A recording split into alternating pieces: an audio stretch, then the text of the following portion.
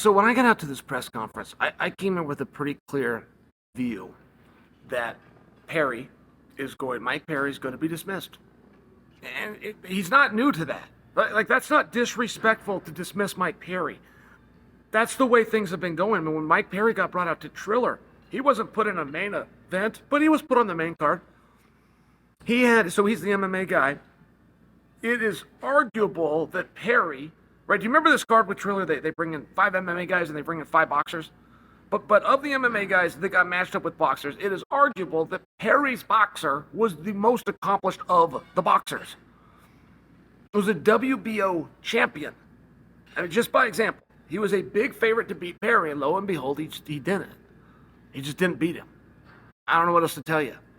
So, fast forward the tape. Scott Coker's going to give up one of his prized possessions, Michael Venom Page. And he does. And Page is going to come in, and he's going to make a fool of Mike Perry. We all saw that. We all thought that. But Perry put a little plan together. And Perry thought, you know what, this MVP, he's not quite as big as everybody told me he is. I got a little bit of size here. I got a little bit of strength here. He's a hell of a kicker and a hell of a kneer, but he can't use those weapons. All of a sudden, Perry starts making a case for himself within his own mind. And before you know it, he goes out there and he wins that fight. So now, I mean, they say third time's a charm. We're going to bring Perry over here. We're going to put him with the handsome. We're going to put him with the accomplished. We're going to put him with the bigger. We're going to put him with the former world champion, Luke Rockhold. He's got no chance. Perry's got no chance. Doesn't matter how good you are. The gig is up at Luke Rockhold. Ask Jacques Garay. Ask Tim Kennedy. You can go ask these guys. Go ask Yoel Romero for a couple of rounds. Go ask those guys. How fun Luke Rockhold is. Now, I only say that to you because when I got here, I sized them up, right? And I'm looking at these guys, and I'm saying, yeah, Luke's bigger. I can see it. Luke's taller. I can see it. Boy, not by much. You know, I could work at the fair. You ever pass that thing at the circus where you give the guy $5, but then he's got to tell you what you weigh within 3 pounds? I could be that guy. I am just a master of looking at people and knowing what they weigh. I did it my whole life as a wrestler. From the time I was 9 years old, every Saturday I'm in a room with other guys weighing in, right, in their underwear. I'm looking around trying to figure out who's in my bracket. Did that all the way up to 23 years old. I'm really good at it. And I look at these guys and, man, you about weigh the same thing. I get that Luke's big. It's a different size, right? One guy could be 190 and the other guy's 190, but your 190 is different. You know what I mean? Where one guy's bigger, he carries it better. A different, taller. It's the broadness of your shoulder.